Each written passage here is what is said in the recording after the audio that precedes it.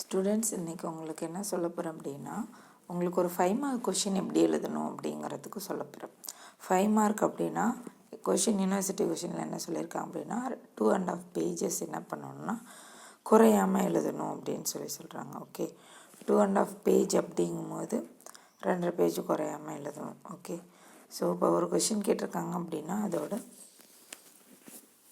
Definition first right பண்ணிவிட்டு அதை பற்றி ஒரு இன்ட்ரோ கொடுத்துட்டு அதுக்கப்புறம் நம்ம 10 மார்க்காக இருந்தாலும் 5 மார்க்காக இருந்தாலும் நம்ம ரைட் பண்ணணும். ஓகே, ஸோ இப்போ பாருங்கள் 7th ஒன்னில் 5 மார்க் கொஷினை மொழியின் முக்கியத்துவத்தை பற்றி விவாதிக்கும். இது வந்து யூனிட் 2ல் இருக்குது.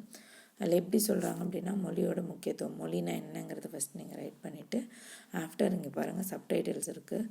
1 2 3 4 5 6 7 8 9 10 சப்டைட்டில்ஸ் இருக்குது. சப்டைட்டில்ஸை நீங்கள் என்ன பண்ணுறீங்கன்னா புரிஞ்சுட்டு படிங்க. மொழினா என்ன அப்படிங்கும்போது லாங்குவேஜிங்கும்போது ஒருத்தவங்க பேசுகிறது, அவங்க தகவல்களை பரிமாறிக்கொள்வது, இன்ஃபர்மேஷனை ஷேர் பண்ணுறதுக்கு தான் நம்ம வந்து என்ன யூஸ் பண்ணுறோன்னா லாங்குவேஜ்.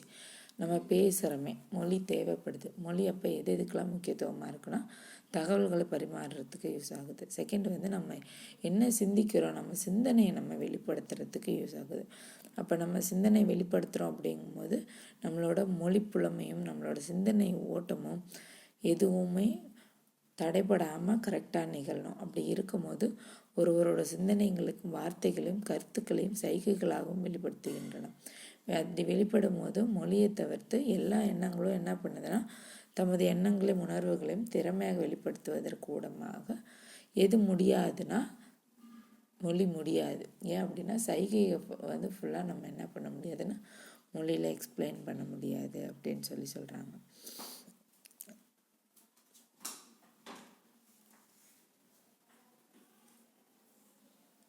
ஓகே, தேர்ட் பாயிண்ட் என்ன சொல்கிறாங்க அப்படின்னா பண்பாட்டினை பரப்பிடும் கருவியாக மொழி பயன்படுகிறது. பண்பாடுன்னா உங்களுக்கே தெரியும், கல்ச்சரு. ஸோ ஒரு கல்ச்சரில் இருக்கிறவங்க எப்படி பேசுவாங்க, அவங்க தமிழ் மொழி பேசுகிறவங்க எப்படி இருப்பாங்க, கேரளா பேசுகிறவங்க எப்படி, கேரளா, மலையாளம், ஹிந்தி, தெலுங்கு, இது மாதிரி நிறைய லாங்குவேஜ் இருக்குது. ஸோ கல்ச்சரை பேஸ் பண்ணி அவங்களோட ஸ்லாங்ஸும் என்ன ஆகும்னா மாறும். அதே போல் தான் அவங்களோட மதிப்பு, சம்பிரதாயங்கள், நம்பிக்கைகள் எல்லாமே என்ன ஆகுது அப்படின்னா மாறும். அதுக்கும் எது யூஸ் ஆகுதுன்னா மொழி தான் பயன்படுகிறது, செயல்படுகிறது அப்படின்னு சொல்கிறாங்க. அப்போ என்ன அப்படின்னா மொழி மூலமே ஒரு தலைமுறையினரிடமிருந்து அடுத்த தலைமுறையினரிடம் சிறப்பிக்கிறது.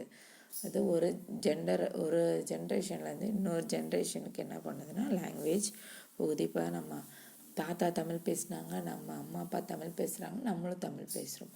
இப்போ நம்ம இங்கிலீஷ் பேசினோம் அப்படின்னா நம்ம பிள்ளைங்க இங்கிலீஷ் பேசுவாங்க. ஸோ இப்போ லாங்குவேஜ் வந்து ஜெண்டர் வைஸ் என்ன ஆகும்னா சேஞ்ச் ஆகும் அப்படிங்கிறாங்க. ஓகே, நெக்ஸ்ட் பாயிண்ட் என்ன சொல்கிறாங்கன்னா அறிவு பரவலுக்கான ஊடகமாக எது யூஸ் ஆகுதுன்னா மொழி பயன்படுது அப்படிங்கிறாங்க. அறிவு பரவல் அப்படின்னா நாலேஜ் தான். ஓகே, ஸோ டிரான்ஸ்ஃபார்ம் ஆகுது. எப்படி டிரான்ஸ்ஃபார்ம் ஆகுதுன்னா ஃபார்மலாகவும் இன்ஃபார்மலாகவும். அப்போ கற்றல் கற்பித்தலுக்கு ரெகுலர், அது ஃபார்மலாகவும் இருக்குது, இன்ஃபார்மலாகவும் யூஸ் ஆகுது அப்படிங்கிறாங்க. எது அப்படின்னா லாங்குவேஜ். ஓகே, தாத்தா பாட்டிலாம் வீட்டில் கதை சொல்கிறாங்க குழந்த பிறந்த உடனே அப்படின்னா தமிழில் தான் சொல்லுவாங்க. அதுவே ஸ்கூலுக்கு வந்தோடனே மிஸ்ஸெல்லாம் எப்படி கதை சொல்லுவாங்க அப்படின்னா இங்கிலீஷில் சொல்லுவாங்க. ஸோ அப்போ அந்த குழந்தைங்களுக்கு நாலேஜ் இம்ப்ரூவ் ஆகுது. அப்போ ஒரு லாங்குவேஜ்லேருந்து இன்னொரு லாங்குவேஜுக்கும் அந்த மொழியை வந்து நம்ம யூஸ் பண்ணி தான் எதுவாக இருந்தாலும் ஷேர் பண்ணுறோம். ஓகே, ஸோ அது ஃபார்மலாகவும் இருக்கும், இன்ஃபார்மலாகவும் இருக்கும் அப்படின்னு சொல்கிறாங்க. மொழி வந்து ஒருவரது சமூக அடையாளத்திற்கான அடிப்படை வெளிப்பாடாக விளங்குகிறது.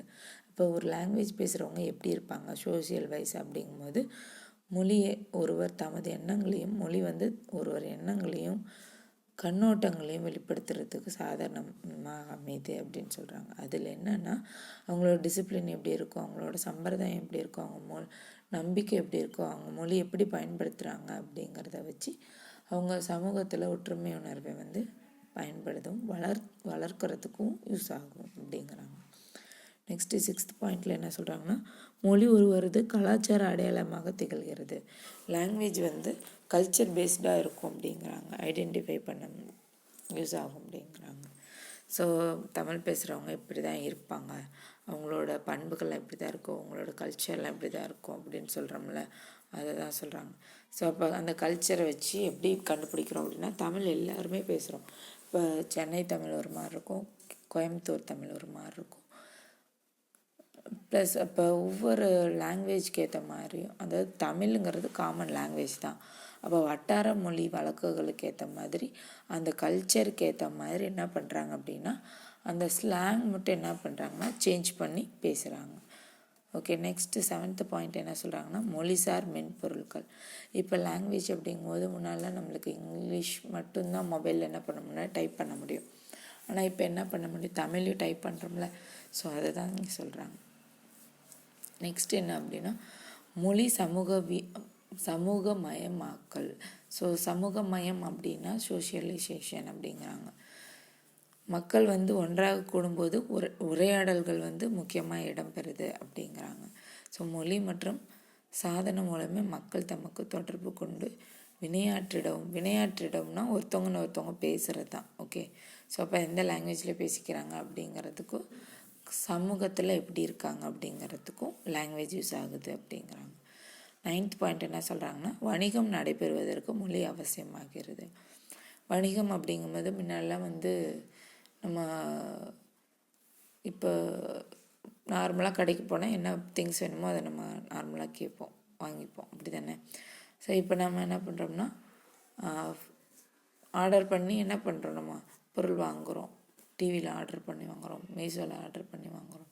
ஸோ ஆனால் நம்ம ஸ்டேட்டில் இருக்கிறவங்கள டெலிவரி பண்ணுறாங்கல்ல, வேறு ஸ்டேட்டில் இருக்கிறவங்களும் அவங்க பொருளை என்ன பண்ணுறாங்கன்னா விற்கிறாங்க. அப்போ நம்ம லாங்குவேஜ் தமிழாக இருக்கட்டும் இங்கிலீஷாக இருக்கட்டும், நம்ம லாங்குவேஜ் யூஸ் பண்ணி தான் என்ன பண்ணுறோன்னா நட்புறவு வளர்த்திடவும் பண்பாடு இணைப்பு நடைபெறுவதற்கும் பொருளாதார தொடர்புகளை உருவாக்குவதற்கும் எது யூஸ் ஆகுது, நடைமுறை மொழி தான் அவசியமாக இருக்குது. அதாவது என்ன மொழி இப்போ வர்த்தகத்தில் நடைபெறும் இருக்குதோ அவசியம் அப்படிங்கிறது. மொழி எல்லாத்துக்கும் பேசிக், அது அவசியம் அப்படின்னு சொல்கிறாங்க.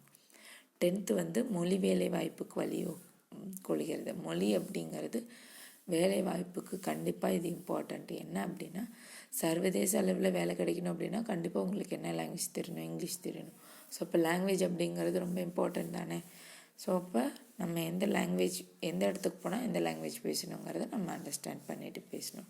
அப்போ மொழி இந்த 10 பாயிண்ட்ஸ்க்கும் ரொம்ப முக்கியத்துவமாக இருக்குது அப்படிங்கிறத சொல்கிறோம். இப்போ 5 மார்க் கொஷின்னா இந்த எல்லா 10 பாயிண்ட்ஸும் என்ன பண்ணணும்னா 2.5 பேஜுக்குள்ளே நீங்கள் கம்ப்ளீட் பண்ணியிருக்கணும். ஓகே.